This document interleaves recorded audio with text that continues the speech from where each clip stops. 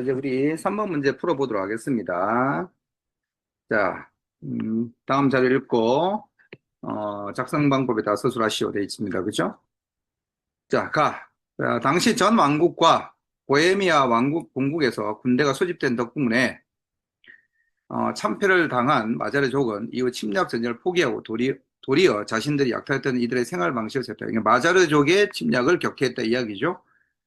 자, 마자는 점차 농업 경제 체제의 토대를 정착하기 시작했다. 전사들을 거느렸던 기마두족들은 지배권을 장악하면서 봉건 귀족 집단으로 변모했다. 실제로 오래전부터 이런 과정이 암암리에 뿌리를 내리고 있었지만 959년 오토 1세가 이게 이제 그 유명한 이제 레오펠드 전투죠. 오토 1세가 마자르 전투를 방어. 여기 이 시험 이렇게 낼 수도 있습니다.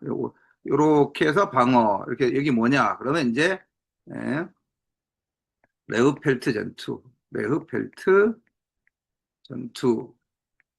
이렇게 쓰시면 되고. 자, 니은 볼까요? 자, 기억은 오토일세죠. 오토일세는 자기 가문의 왕자들에게 대공력을 하사하고 친동생인 쾰르의 대주교 브루노를 로트링 대공으로 임명했다. 이는 주교를 제후한 첫 번째 시도였다. 다른 주교와 프랑크 시대 제국 수도원의 원장들은 상당한 규모의 지배 영역을 소유하면서 세속적 임무를 담당했다. 이게 굉장히 중요한 건데 좀 이따 보면 설명 다시 드릴게요. 자, 프리드 2세의 둘째 아들이자 마지막 적자였던 콘라트 4세는 1454년에 사망했다. 교황을 지원을 받아 1248년 대리방으로 선출되었던 홀란트의 백작 빌헤름은 1256년 서프리스란트인들에 이어 살해되었고, 프리스란트인들은 야만적인 종족으로 4년 전인 1252년 북프리스란트인들이 덴마크 왕을 죽이기도 했다.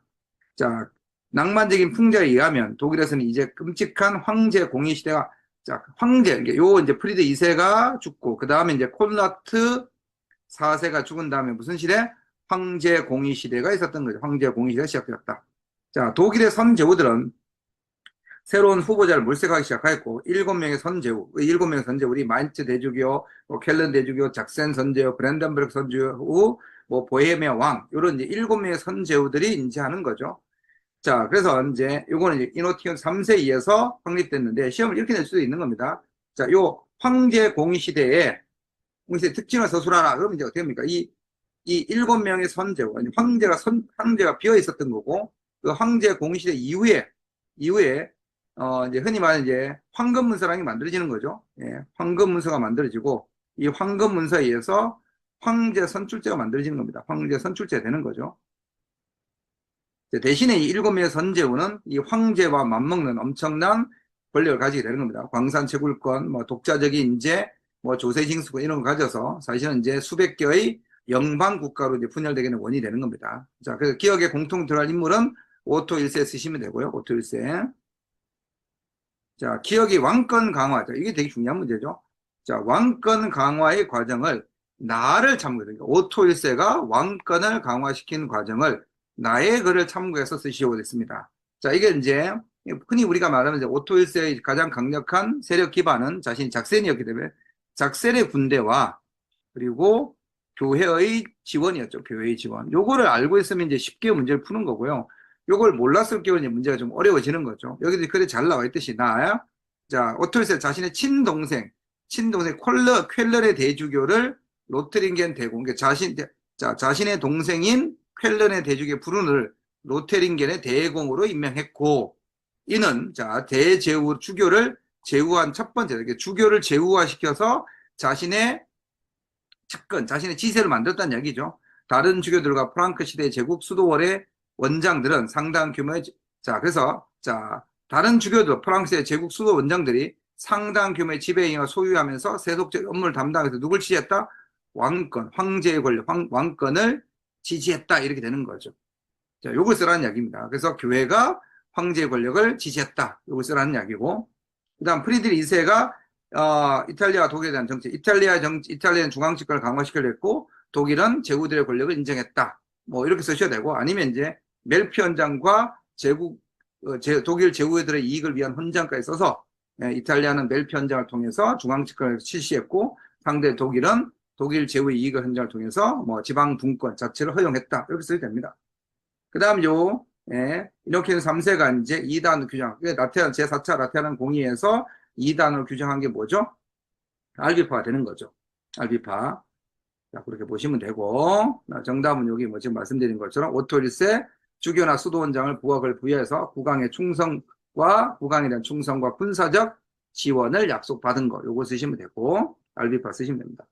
자, 우리 신성맞이 황제에서 오토 1세 레이펠트 혹은 레오펠트 전투 마저르 격퇴한 반드시 기억하셔야 되고, 참고로 이제 프랑켄의 반란을 진압하면서 프랑켄을 직접적으로 독일 왕 통치하는 거. 프랑켄이 이제 우리 신성로마 제국 이렇게 있으면 가운데 이렇게 있었던 굉장히 중요한 지역이라고 이야기 한번 드렸습니다. 그러니까 가운데 지역을 장악해서 영토의 확장, 그리고 이제 권력의 확장, 강화에 기여했고, 그리고 제일 중요한 게 요거죠. 지금 왕권 강화에 교회를 이용했다.